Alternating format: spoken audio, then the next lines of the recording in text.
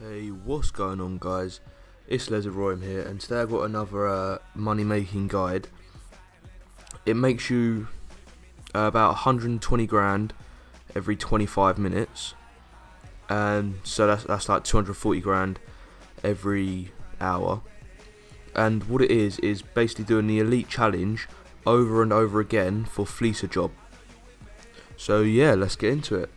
The first things you're gonna need is someone to do it with, so someone with a mic or someone that you can talk to, really, that knows that you're doing the elite challenge for Fleeca job, because if they don't know that you're doing it, they're not gonna try properly, they're not gonna have the right things, and you just won't be able to do it. The second thing you need is the Alta Street apartment, or one of the Alta Street apartments. I think they're around 220 grand. So yeah, you need one of them to do the elite challenge, and you need the motorbike called the Shih Tzu Hakuchu, or it's something like that.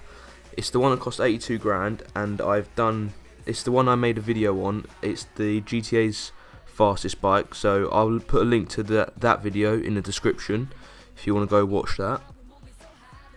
And both of you need one of them. You can't have two people on a bike because it will slow it down. So you might as well take a car if you're going to have two people on one bike. So both of you need a fully upgraded Hakuchu. And the last thing you're going to want to do, it's not something you need, but it's something that you want to do before you start, is you've got to know which one's going to be the hacker and which one's going to be the driver. And you need to keep those positions for every time you repeat this heist, so that the driver knows the same route. Well, the driver's got to take the same route anyway, but so the driver knows exactly what he's doing, and the hacker can get his hacking skills completely perfect, and his drilling skills completely perfect. So yeah, let's get into the first sort of steps. What you're going to need to do is you straight away you want to sprint to your bike, as fast as you can. Everything's got to be done as fast as you can, and then while you're driving there, you want to be putting the mask on from the interaction menu.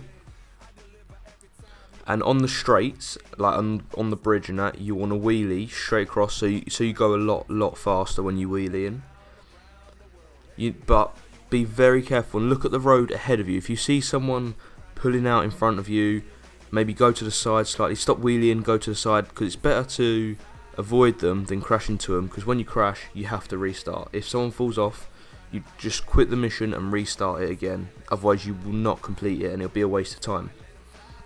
So once you're at the Kuruma, the first person will have to stop. Whoever gets there first will have to stop at the yellow circle, otherwise it won't set off the next checkpoint. But whoever's following, whoever's second, whether it be the driver or the hacker, can actually park next to the Kuruma so they can get in quicker. So even if that saves you 2 seconds, someone getting in, that's still 2 seconds. It gives you 2 extra seconds basically. The driver needs to just follow the yellow route, because that's the quickest route. There is no other route. Just being very careful, don't crash, otherwise, because you got to stick below 6% damage. So yeah, don't crash, otherwise if you go over 6% you fail. The hacker needs to complete all of the hacking, but without failing. He can fail, say right at the start, if he presses A and it goes straight into the edge, and then he restarts within a couple of seconds. That's alright, you can get away with that. But if you halfway through one of the hacking levels and you muck up, I think that's pretty much it, because when I do this with my friend, he does it perfectly every single time. And another thing for the hacker, he needs to be close to the edge the whole time.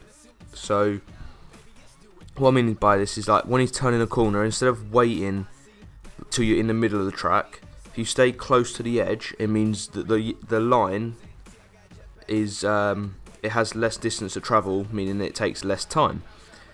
So then you can do the whole hacking a lot quicker.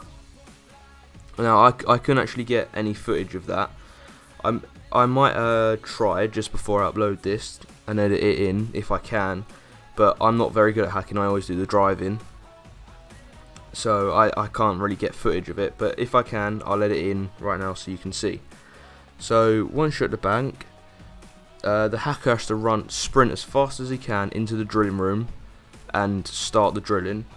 The driver can sort of relax now because he's not under any pressure. He's got to destroy the cameras obviously, but once the driver's in there, if he just gets out a rocket launcher and points it at the cashier, the intimidation bar won't go down at all, so he can just stand there.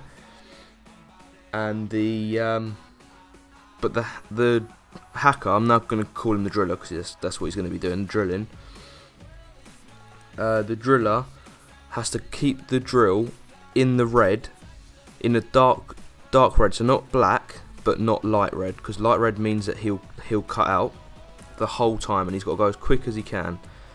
Now once the driller has got onto the 4th pin, he'll need to tell the driver that he's on the 4th pin, and the driver will need to shoot the doors open so that they stick open and get in the Kuruma from the passenger side so that it leaves the door open for the passenger to get in, and start revving the engine, but don't hold down LT and RT, or L2 and R2 if you're on the PlayStation.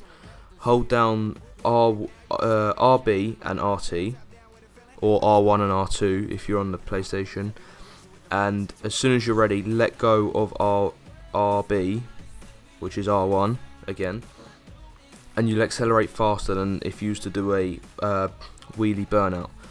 So the driller can now not shoot out the car because that'll cause vehicle damage, and the Kuruma wants to follow the route that I take in the video. At the first blockade, you go through the left side, around the blockade through the left side.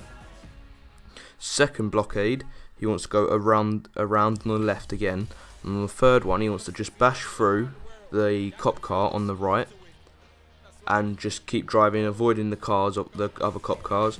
When you get to the cargo bob, you need to get on there straight away.